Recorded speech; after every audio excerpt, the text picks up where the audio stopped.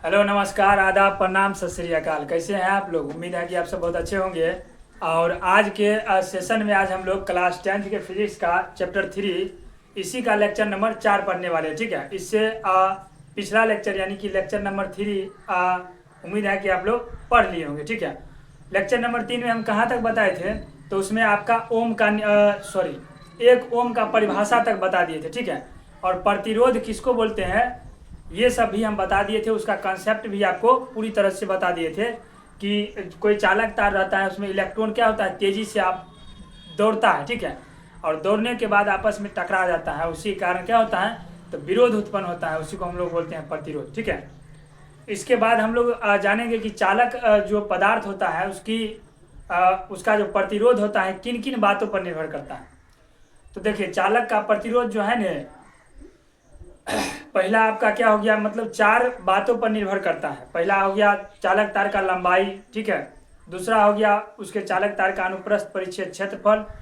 तीसरा आपका क्या हो गया, तो तीसरा हो गया उसकी प्रकृति। और चौथा हो गया ताप। ठीक है, और किस प्रकार निर्भर करता है, मतलब चालक तार का किसी का लंबाई अगर बढ़ाइएगा तो उस चालक का प्रतिरोध बढ़ेगा कि घटेगा, ये सब हम जानते हैं। ठीक है, तो आप लिखिएगा कि चालक पदार्थ का या चालक का प्रतिरोध किन किन बातों पर निर्भर करता है। ठीक है, लिख लीजिए, चालक पदार्थ का प्रतिरोध किन किन बातों पर निर्भर करता है। ठीक है, निर्भर करता है। पहला आपका हम क्या बोले हैं, लंबाई। पहला क्या बोले हैं, लंबाई, यानी कि चालक तार की लंबाई पर। ठीक है, चालक तार की लंबाई पर कैसे निर्भर करेगा, तो देखिए, किसी भी चालक तार का अगर लंबाई बढ़ाइएगा, ठीक है, तो उसका प्रतिरोध बढ़ जाएगा। क्या हुआ, तो किसी भी चालक तार का अगर लंबाई बढ़ाते हैं तो उसका प्रतिरोध बढ़ जाएगा। जैसे मान के चलिए, ये आपका कोई चालक तार है। ठीक है, मान लीजिए, और ये आपका प्रतिरोध है, यहाँ ये मान लीजिए ये बी है। अगर इस चालक तार की लंबाई को हम बढ़ाते हैं, ठीक है, ये बहुत बड़ा करते हैं, तो जाहिर सी बात है कि आपका प्रतिरोध पहले इतना था तो ये बढ़कर इतना हो जाएगा। ठीक है, तो चालक तार की लंबाई पर पहला निर्भर करते हैं। ठीक है, तो इसको लिखिएगा कि चालक तार की या चालक का प्रतिरोध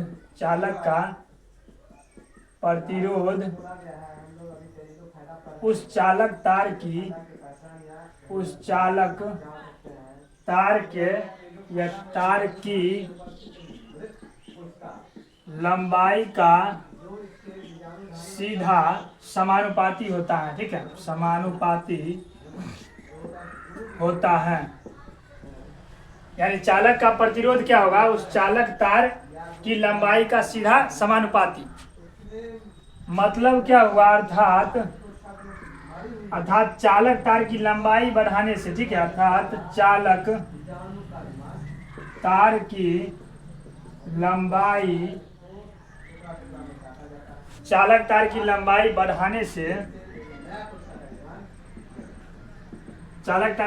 बढ़ाने से उसका प्रतिरोध बढ़ता है। ठीक है, प्रतिरोध बढ़ता है। अगर किसी चालक तार की लंबाई L है और उसका प्रतिरोध R है, तो इसमें संबंध कैसे होगा, देखिए यहाँ पर, यदि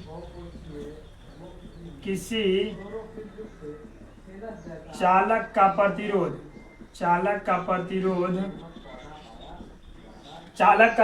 R है, ठीक है, तथा लंबाई L है, तो क्या होगा, चूंकि देखिए चालक तार की लंबाई जो है, मतलब चालक का प्रतिरोध है, इसके लंबाई का समानुपाती होता है। ठीक है, तो यानी R जो होगा, प्रतिरोध जो होगा, इसके लंबाई का समानुपाती हो जाएगा।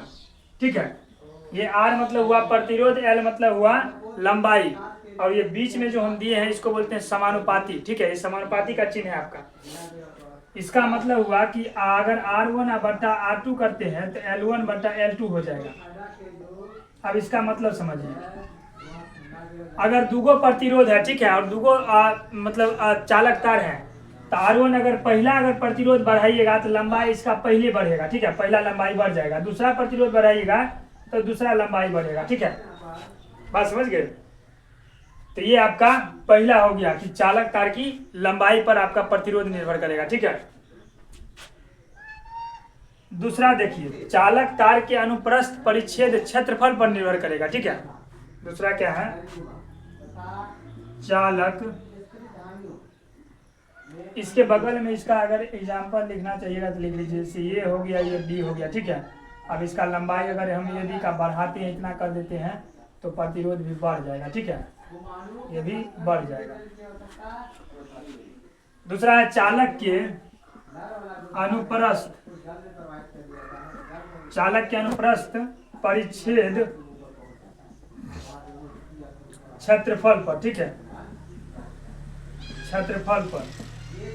अच्छा, अनुप्रस्थ परिच्छेद क्षेत्रफल जो है ने, आपको हम पहले ही बताए हैं।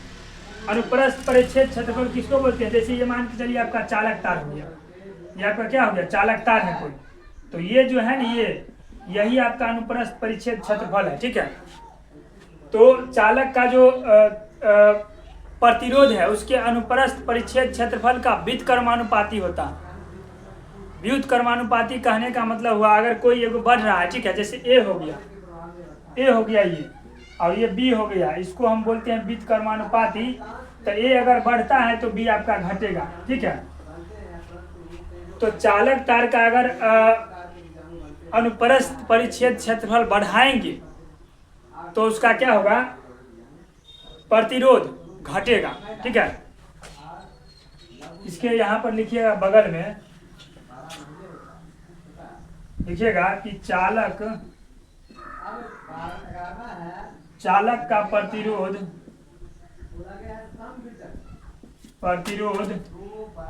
चालक का प्रतिरोध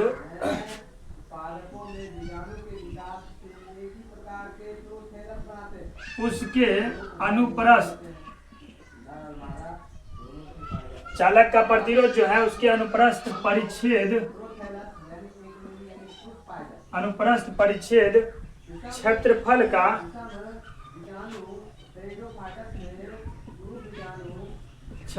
का व्युत्क्रमानुपाती होता है, ठीक है, व्युत्क्रमानुपाती होता है।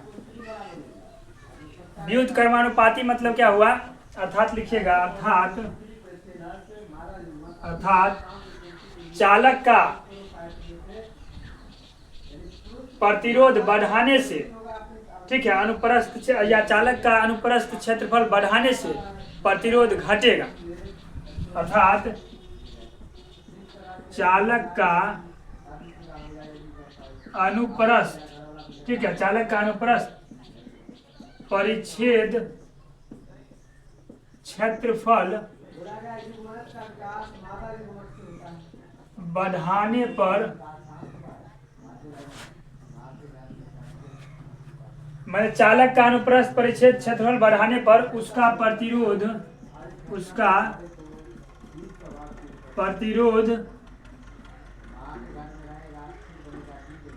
घटता है, ठीक है, घटता है।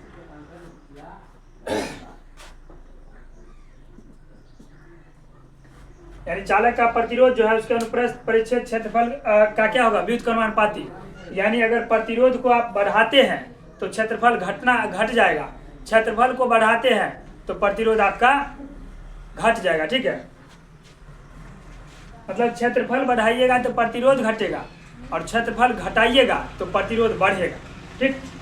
इसको लिखेंगे कैसे, जैसे आप मान चलिए इस तरह से दर्शाना चाहिएगा कि यदि चालक का प्रतिरोध क्या हम माने R, और उसका अगर अनुप्रस्थ परिच्छेद क्षेत्रफल को A माने, क्योंकि R मतलब होता है रेजिस्टेंस, रेजिस्टेंस मतलब होता है आपका प्रतिरोध, ठीक है, और A मतलब होता है एरिया, एरिया मतलब क्षेत्रफल आपका, ठीक है। तो लिखिएगा, यदि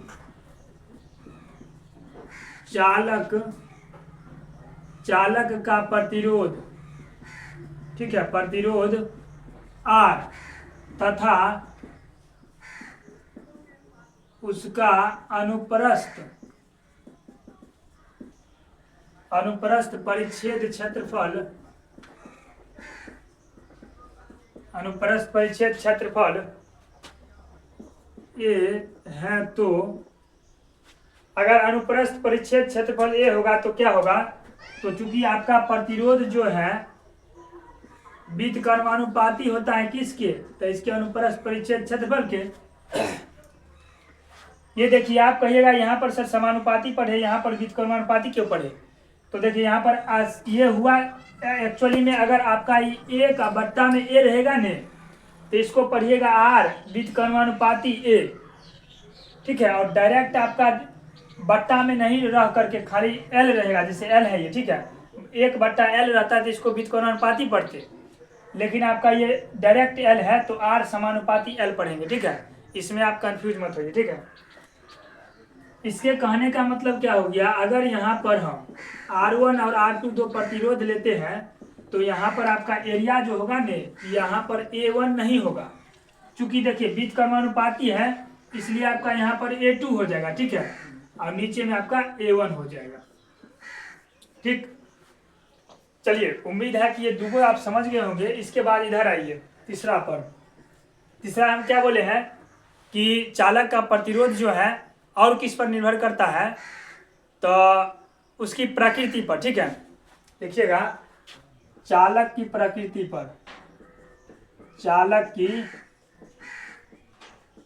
प्रकृति पर, ठीक है। देखिएगा चालक का प्रतिरोध, चालक का प्रतिरोध चालक तार की प्रकृति पर, ठीक है, प्रकृति पर निर्भर करता है, ठीक है, करता है। मतलब क्या हुआ, मतलब भिन्न भिन्न चालक का, ठीक है, जो भिन्न भिन्न चालक है यानी अलग अलग चालक है उसका प्रकृति क्या होगा, अलग अलग होगा, ठीक है। तो लिखिएगा कि भिन्न भिन्न अर्थात भिन्न भिन्न या अलग अलग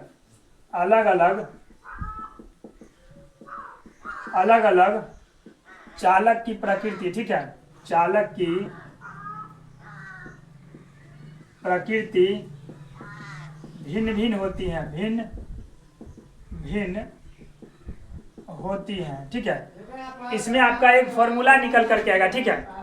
जैसे आप ये आर समानुपाती एल दिए थे, इसको अगर फर्स्ट मान ले समीकरण और इसको अगर सेकंड मान ले तो समीकरण फर्स्ट से क्या होता था, समीकरण फर्स्ट से, तो समीकरण फर्स्ट से होता था क्या चीज, आर समानुपाती एल, ठीक है, यह आपका समीकरण फर्स्ट, ठीक है। और समीकरण सेकंड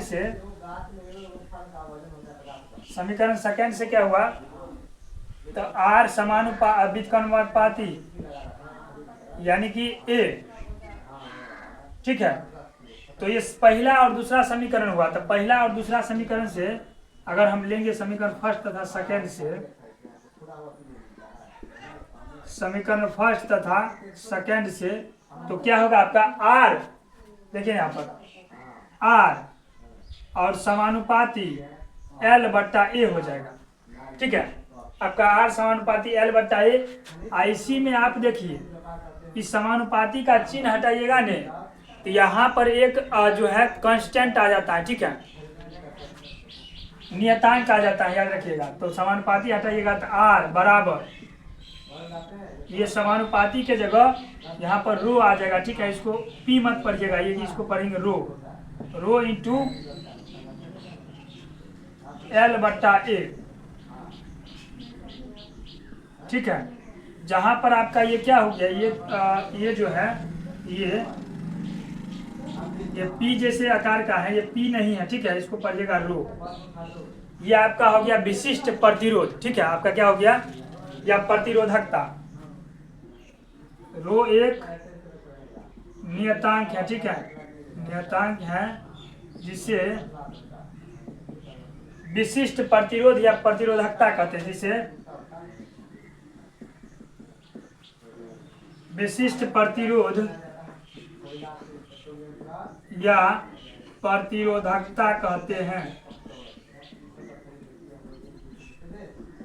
ठीक है, तो आप ये फॉर्मूला जरूर याद रखिएगा। ठीक है, कि R बराबर रो इंटू एल बट्टा ए। ठीक है, या रो बराबर, इसी को रो कीजिएगा तो आर ए बट्टा एल हो जाएगा।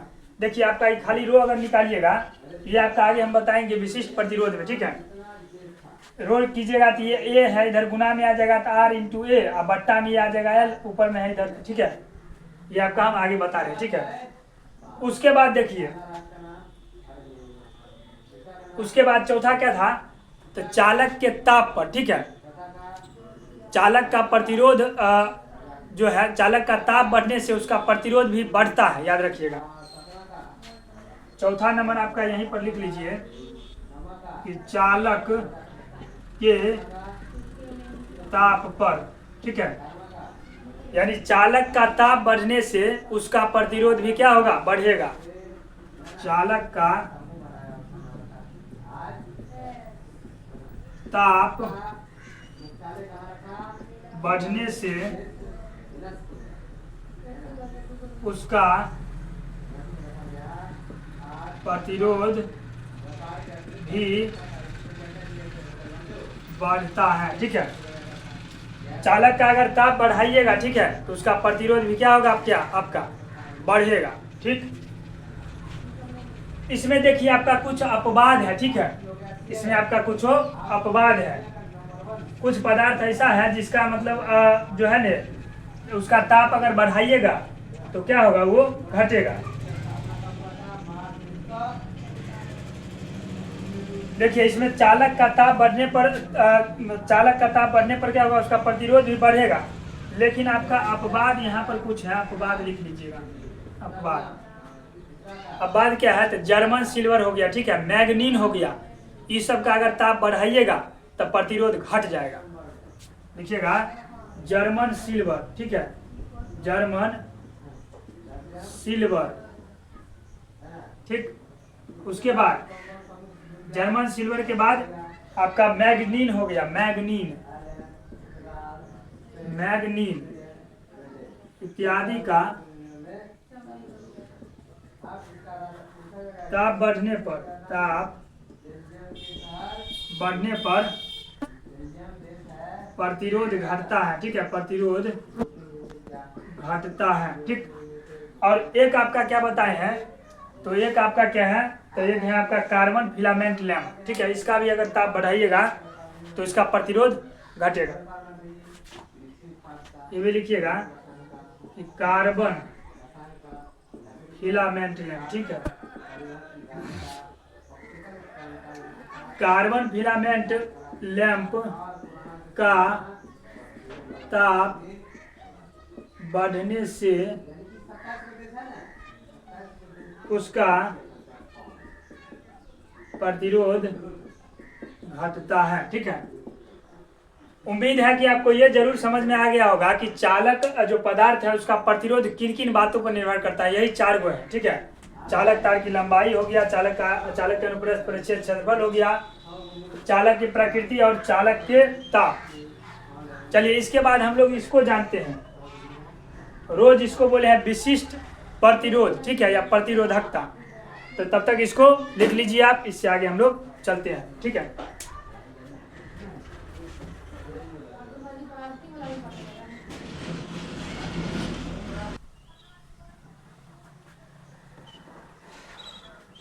चलिए अब इसके बाद जो हमारा है वो हमारा है विशिष्ट प्रतिरोध। ठीक है, आइए विशिष्ट प्रतिरोध को समझते हैं। विशिष्ट प्रतिरोध, ठीक है, इसी को बोलते हैं प्रतिरोधकता। विशिष्ट प्रतिरोध बोलिए या प्रतिरोधकता। ठीक है, प्रतिरोधकता।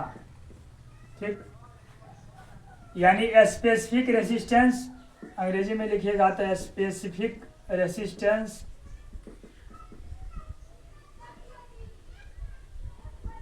या रेसिस्टिविटी। ठीक है,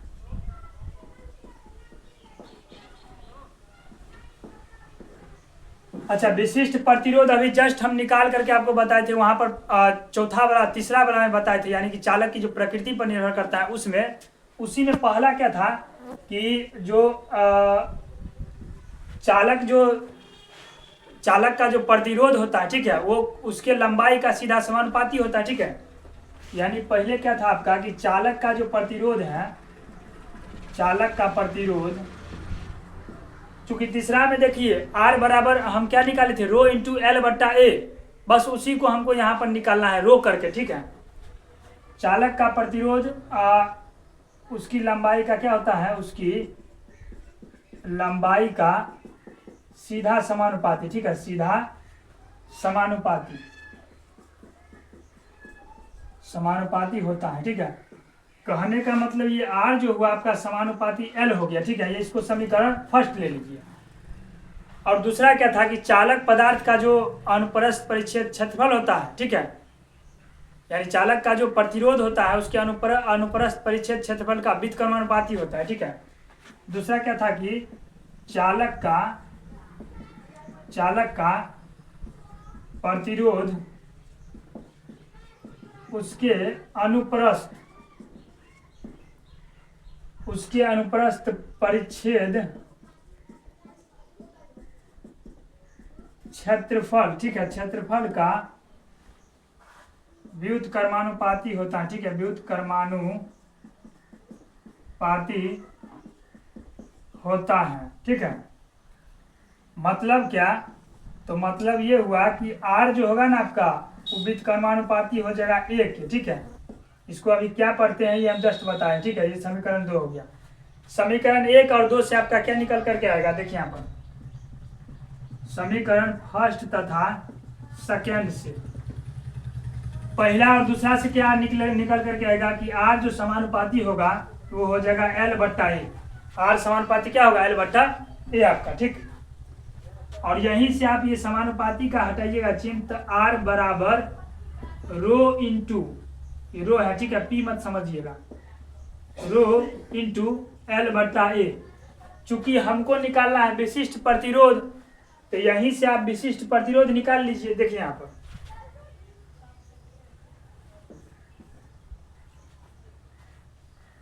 यहां से रो बराबर कीजिएगा, रो बराबर, तो ये R से इधर आएगा और बट्टा में है, यानी रो विशिष्ट प्रतिरोध बराबर क्या आ गया, रो बराबर R A बट्टा में L, ठीक है। ये आपका फॉर्मूला बनता है किसका, विशिष्ट प्रतिरोध का, ठीक। विशिष्ट प्रतिरोध का आपका यही फॉर्मूला है, ठीक है। विशिष्ट प्रतिरोध का ऐसा मात्रक क्या होता है, तो इसका ऐसा मात्रक जो होता है ना, ओम मीटर होता है, ठीक है। इस चीज को लिखिएगा,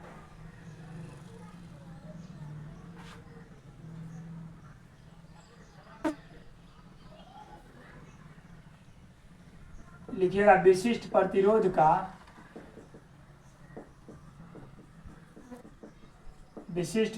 का SI मात्रक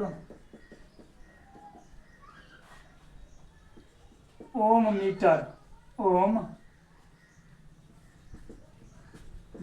मीटर कैसे लिखिएगा, ऐसे ओम, ये आपका क्या हो गया, ओम हो गया, ये मीटर, ठीक होता है। अच्छा, इसमें देखिए अगर यहाँ पर आप एरिया को, ठीक है, एरिया को अगर हम 1 मीटर स्क्वायर ले ले, ठीक है, और लंबाई को अगर हम 1 मीटर ले ले, तो आपका निष्कर्ष क्या निकल करके आएगा, देखिए।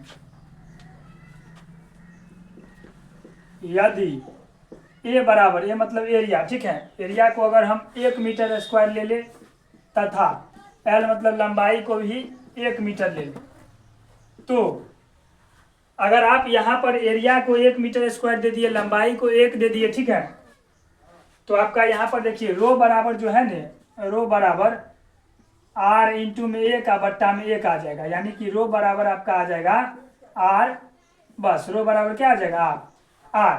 इसका मतलब क्या हुआ कि किसी चालक पदार्थ के, ठीक है, किसी चालक पदार्थ के अनुप्रस्थ परिच्छेद क्षेत्रफल के लंबाई के, ठीक है, खंड का प्रतिरोध जो होता है वही उसका क्या कहलाएगा, विशिष्ट प्रतिरोध, ठीक है। देखिएगा, चूंकि देखिए ये विशिष्ट प्रतिरोध हुआ, और जब हम 1 मीटर स्क्वायर और 1 मीटर लंबाई ले लिए हैं, ये आपका R आ गया, R के बराबर, ठीक है। यानी किसी चालक पदार्थ के, लिखिएगा इससे नोट में लिख लीजिएगा, किसी चालक किसी चालक पदार्थ के अनुप्रस्थ परिच्छेद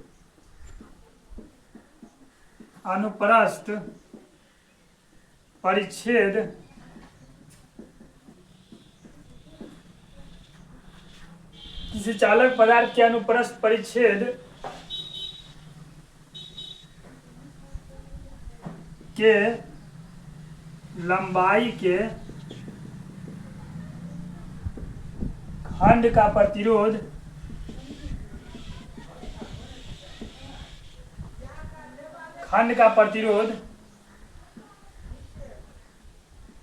उसकी क्या कहलाएगा, उसकी विशिष्ट प्रतिरोध। ठीक है, विशिष्ट प्रतिरोध या प्रतिरोधकता कहलाती है। ठीक है, प्रतिरोधकता कहलाती है। ठीक, यहाँ से निष्कर्ष यही निकला कि अगर इस फॉर्मूला में आप एरिया के जगह 1 मीटर स्क्वायर, ठीक है, और लंबाई की जगह अगर 1 मीटर दे देते हैं, ठीक है, तो आपका यही निकल करके आएगा कि चालक पदार्थ के अनुप्रस्थ परिच्छेद के लंबाई के खंड का अगर प्रतिरोध जो होगा वो आपका क्या हो जाएगा, रो के बराबर हो जाएगा। ठीक है, यानी विशिष्ट प्रतिरोध के। इसके बाद आपका है विशिष्ट चालकता। ठीक है, उम्मीद है कि विशिष्ट प्रतिरोध आपको समझ आ गया होगा। अब आपका है विशिष्ट प्रतिरोधकता। ध्यान से देखिएगा, विशिष्ट प्रतिरोधकता। ठीक है, इसको बोलते हैं स्पेसिफिक कंडक्टिविटी। ठीक है, विशिष्ट प्रतिरोधकता को क्या बोलते हैं, स्पेसिफिक कंडक्टिविटी।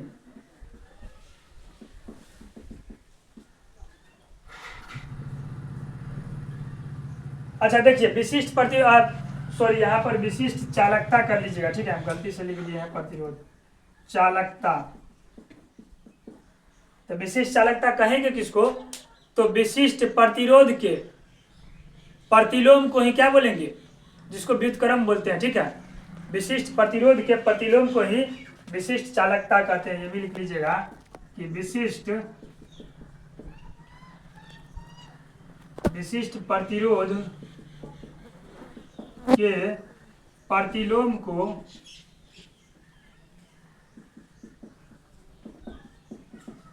विशिष्ट प्रतिरोध के प्रतिलोम को क्या कहेंगे, तो विशिष्ट चालकता। ठीक है, विशिष्ट चालकता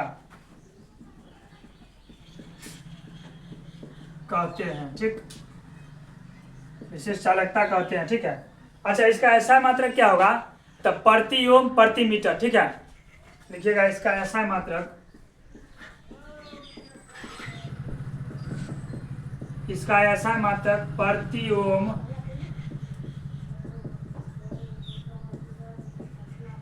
प्रति मीटर। प्रति ओम प्रति मीटर मतलब ओम इनवर्स और मीटरों इनवर्स। ठीक है, होता है। ठीक, चलिए उम्मीद है कि यहाँ तक यानी कि विशिष्ट चालकता तक आप समझ गए होंगे। ठीक है, इसके बाद जो है ना ऐसे आगे चलते। ठीक है, तब तक इसको लिख लीजिए।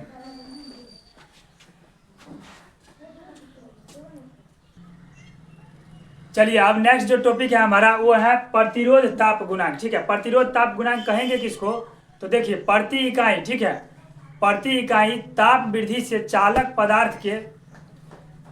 पदार्थ के प्रतिरोध में होने वाले वृद्धि को ही क्या बोलेंगे, आंशिक वृद्धि को हम लोग बोलेंगे प्रतिरोध ताप गुणांक। ठीक है, ये आपका एक टॉपिक है, ये लिख लीजिएगा, प्रतिरोध ताप गुणांक। ठीक है, यानी कि टेम्परेचर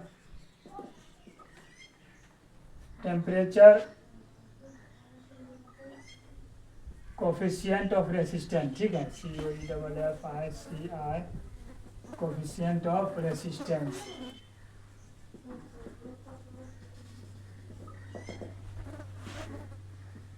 तो लिखिएगा प्रति इकाई ताप वृद्धि से चालक पदार्थ के चालक पदार्थ के प्रतिरोध में होने वाले वृद्धि को क्या बोलेंगे? तो प्रतिरोध ताप गुणांक। ठीक है, प्रतिरोध ताप गुणांक कहते हैं। ठीक है, यानी कि प्रति इकाई ताप वृद्धि से अगर चालक पदार्थ के प्रतिरोध में जो वृद्धि होगा, ठीक है, उसी को बोलेंगे प्रतिरोध ताप गुणांक। ठीक, देखिए इससे जो है हम लोग अल्फा से डिनोट करते हैं। देखिएगा, इससे यहाँ पर लिख लीजिएगा, इसे अल्फा से सूचित करते हैं। ठीक है, यहाँ पर इसका एक फॉर्मूला है। ठीक है, वो फॉर्मूला ध्यान रखिएगा। देखिए यहाँ पर फॉर्मूला कैसा है। यदि अगर हम लोग T डिग्री सेल्सियस पर, ठीक है, T डिग्री सेल्सियस पर चालक का प्रतिरोध, ठीक है, चालक का प्रतिरोध अगर हम लोग R ओम दिए, ठीक है, R ओम है,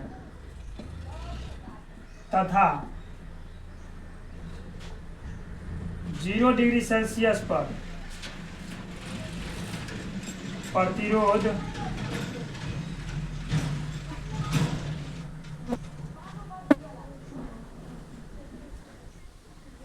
R0 ओम है,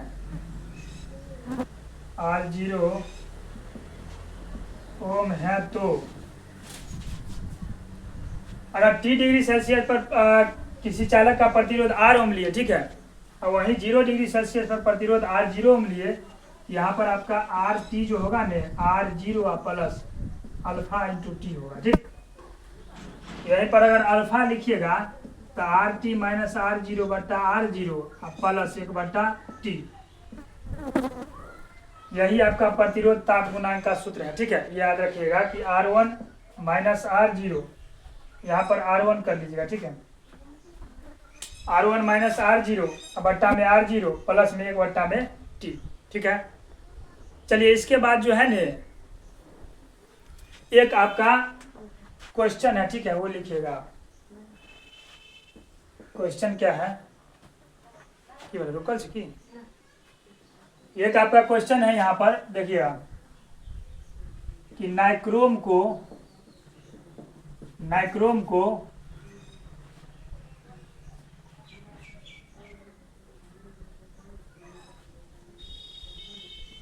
मानक प्रतिरोध के रूप में उपयोग नहीं करते हैं। ठीक है, उपयोग नहीं करते हैं, क्यों? ठीक है, आपका ये सवाल है। ठीक, क्यों? यानी नाइक्रोम को हम लोग मानक प्रतिरोध के रूप में उपयोग नहीं करते हैं। देखिए यहाँ पर जिसका विशिष्ट प्रतिरोध, ठीक है, जिस चालक का विशिष्ट प्रतिरोध काफ़ी अधिक होगा, उसका उपयोग हम लोग मानक प्रतिरोध के रूप में नहीं करेंगे। और इसका क्या होता है? विशिष्ट प्रतिरोध बहुत अधिक होता है। तो इस चीज़ को आप लिखिएगा।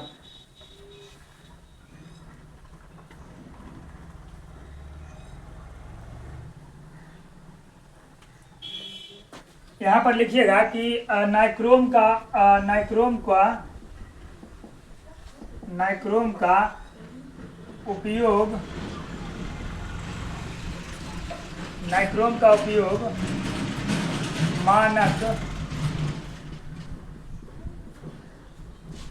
मानक प्रतिरोध के रूप में नहीं करते हैं, क्योंकि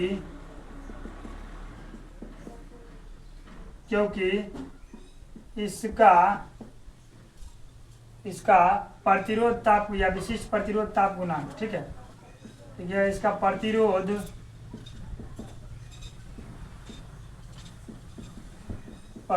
ताप गुणांक बहुत अधिक होता है। ठीक है, और जिस मिश्र धातु का, ठीक है, जिस मिश्र धातु का प्रतिरोध ताप गुणांक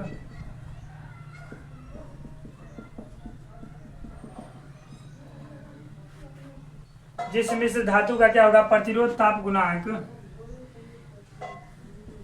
अत्यधिक होता है, ठीक है, अत्यधिक होता है, उसका उपयोग हम लोग मानक प्रतिरोध के रूप में नहीं करते हैं। मानक प्रतिरोध के रूप में नहीं करते हैं, ठीक है। यानी नाइक्रोम का क्या होगा, नाइक्रोम का प्रतिरोध ताप गुणांक आपका बहुत ज्यादा है, ठीक है, इसलिए हम लोग इसका उपयोग मानक प्रतिरोध के रूप में नहीं करते हैं, ठीक है। चलिए इतना तक लिख लीजिए। इसके आगे हम लोग चलते हैं, एक दो न्यूमेरिकल है, उसके बाद आपका ओम का नियम है। इसके साथ हमारा लेक्चर ये आज का खत्म हो जाएगा, ठीक है। चलिए इसको लिख लीजिए।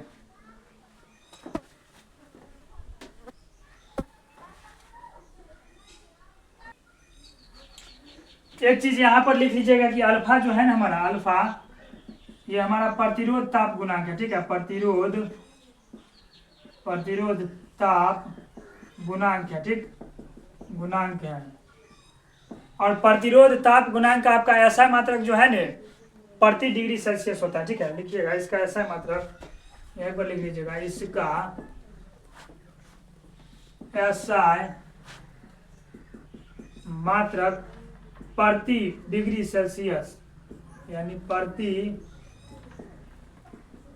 डिग्री सेल्सियस, ठीक है, इसको पढ़िएगा प्रति डिग्री सेल्सियस, ठीक है, होता है। चलिए आप लिख लीजिए, ठीक है।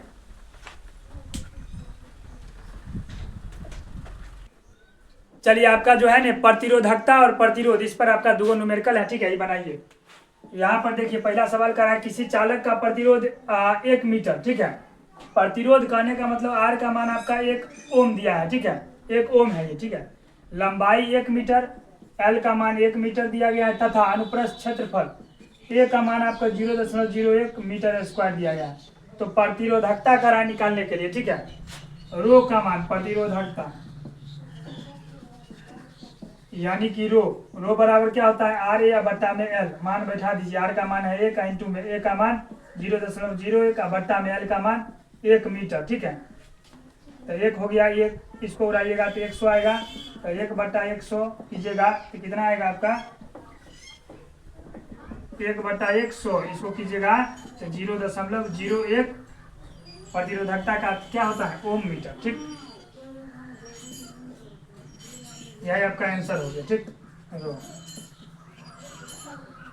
अब दूसरा सवाल देखिए, करा 1 मिलीमीटर व्यास डी का मान दिया गया तथा 50 मीटर लंबा तांबे के तार का प्रतिरोध ज्ञात करें। यहाँ पर आर निकालना आपका दिया क्या गया है, एल का मान दिया गया 50 मीटर लंबाई, ठीक है, कर दिया लंबाई यानी कि आपका 50 लंबाई यानी एल का मान आपका 50 मीटर, ठीक है।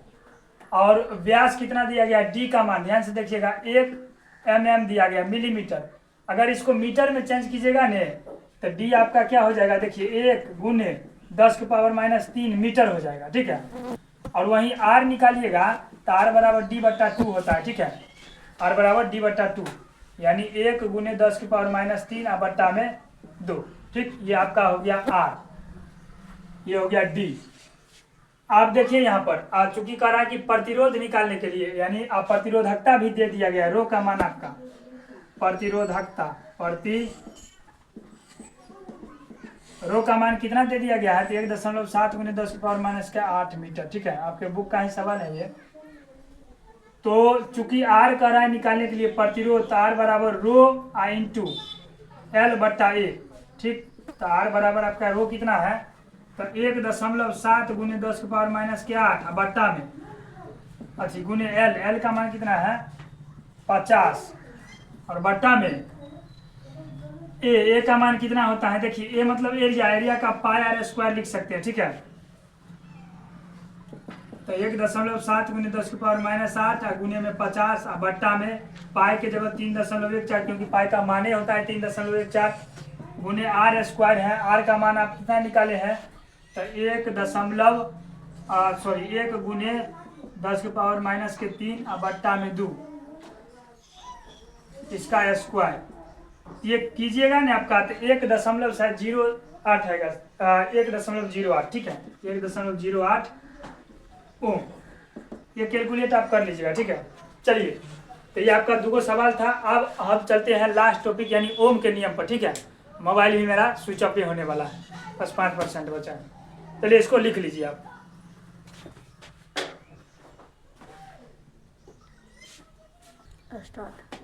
चलिए अब हम लोग जो है इस लेक्चर का आखिरी टॉपिक हमारा ओम का नियम, ठीक है। ओम के नियम पर चलते हैं। ओम का नियम यानी ओम्स लॉ, ओम्स लॉ। अच्छा, ओम का नियम जो है ना आपका विद्युत धारा, ठीक है, और विभवांतर के बीच में संबंध बताता है। ये कहता क्या है कि किसी अचर ताप पर, ठीक है, किसी अचर ताप पर किसी चालक से प्रवाहित होने वाली धारा जो है उस चालक के सिरों के बीच के विभवांतर का क्या होगा, सीधा समानुपाती होगा, ठीक है। इसको लिखिएगा कि ओम का नियम, ओम का नियम, ओम का नियम आपका विद्युत धारा, ठीक है, विद्युत धारा एवं विभवांतर के बीच, विभवांतर के बीच, ओम का नियम आपका विद्युत धारा एवं विभवांतर के बीच क्या बताता है, तो संबंध बताता है, ठीक है, संबंध बताता है, ठीक। लिखिएगा इस नियम के अनुसार, इस नियम के अनुसार अचर ताप पर, ठीक है, अचर ताप पर किसी चालक से प्रवाहित होने वाली विद्युत धारा, किसी चालक से प्रवाहित होने वाली विद्युत धारा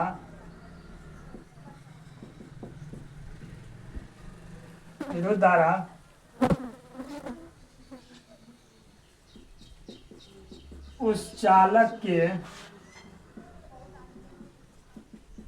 सिरों, ठीक है, उस चालक के सिरों के बीच के विभवांतर का सीधा समानुपाती होता है, ठीक है, समानुपाती होता है, ठीक। यदि किसी चालक तार से, ठीक है, आपका विद्युत धारा I बह रहा है, ठीक है, और उस चालक तार के सिरों के बीच विभवांतर अगर भी है, तो देखिएगा क्या होगा।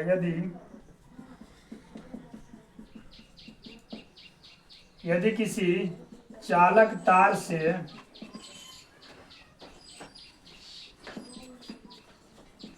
विद्युत धारा, ठीक है, विद्युत धारा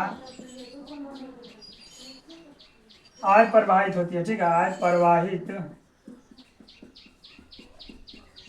होती है तथा उनके बीच विभवांतर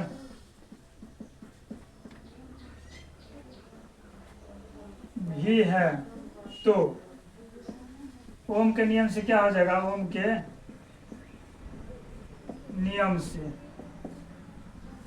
आप ओम का नियम लगाइएगा यहाँ पर, तभी समानुपाती क्या होगा, I, ठीक। समानुपाती हटाइएगा तो V बराबर I R लग जाएगा।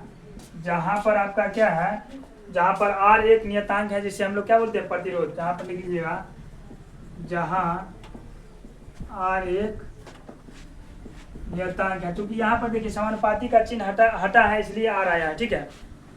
जहाँ R एक नियतांक है जो प्रतिरोध है, ठीक है, प्रतिरोध है, अब यहीं से आपका एक चीज और निकल करके आएगा, देखिए चूंकि V बराबर आई आर होता है, ठीक है, तो आई बराबर क्या हो जाएगा, तो V बटा R, ठीक है। यानी इससे निष्कर्ष ये निकलता है किसी चालक तार से प्रवाहित होने वाली धारा जो है उसके विभवांतर का समानुपाती होगा, लेकिन प्रतिरोध का क्या होगा, व्युत्क्रमानुपाती। इस चीज को भी आप नोट नंबर 1 दे करके लिखिएगा कि किसी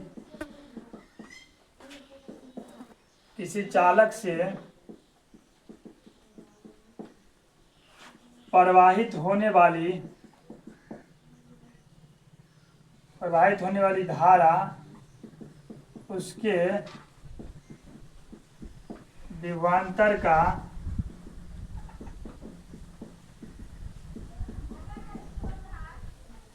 किसी चालक से प्रवाहित होने वाली धारा उसके विभवांतर का सीधा समानुपाती, ठीक है, तथा उसके प्रतिरोध का व्युत्क्रमानुपाती होता है, ठीक। यही आपका ओम का नियम था, ठीक है। और कुल मिलाकर के आज का लेक्चर भी हमारा यहीं तक भगवान महादेव की दया से खत्म हुआ, ठीक है। एक बार फिर समझ लीजिए ओम का नियम क्या कहता है। पहला बात तो ये जो है आपके विद्युत धारा और विभवांतर के बीच में ही संबंध बताता है। पूछा जाएगा ओम का नियम किसके किसके बीच संबंध बताता है, तो विद्युत धारा और विभवांतर के बीच, ठीक। ओम का नियम कहता क्या है, देखिए करा कि किसी अचर ताप पर, कोई अचर ताप पर अगर किसी चालक से प्रवाहित होने वाली विद्युत धारा जो है, किसी चालक से प्रवाहित होने वाली विद्युत धारा उस चालक तार के या चालक के सिरों के बीच के जो विभवांतर होगा उसका समानुपाती, ठीक। यानी अगर चालक तार का विद्युत धारा बढ़ाइएगा तो विभवांतर भी बढ़ेगा, ठीक। यदि किसी चालक तार से विद्युत धारा अगर I प्रवाहित होता है, ठीक है, और उनके बीच अगर विभवांतर V है तो ओम का नियम क्या कहता है कि जो चालक से प्रवाहित होने वाली धारा है वो किसके समानुपाती हो जाएगा, उसके विभवांतर के, ठीक है। तो V बराबर आपका क्या निकल करके आया, IR, ठीक है। जहां पर R जो है एक नियतांक है, ये R जो है आपका क्या है, नियतांक है, और जो कि हमारा प्रतिरोध है। वहीं से आप अगर I का मान निकालिएगा तो V बराबर IR होता है, तो I बराबर V बट्टा R हो गया, ठीक है। तो I देखिए यहाँ V के समानुपाती हुआ लेकिन R के बीच समानुपाती, तो वही लिख दिया किसी चालक से प्रवाहित होने वाली जो धारा है उसके विभवांतर का इसके समानुपाती सीधा, लेकिन उसके प्रतिरोध का बीच समानुपाती होता है, ठीक है। चलिए उम्मीद है ये लेक्चर आपको पसंद आया होगा, ठीक है। Best of luck. चलिए हम लोग नेक्स्ट लेक्चर में मिलते हैं इसी चैप्टर के लेक्चर नंबर 5 में। ये लेक्चर हमारा 4 था, ठीक है।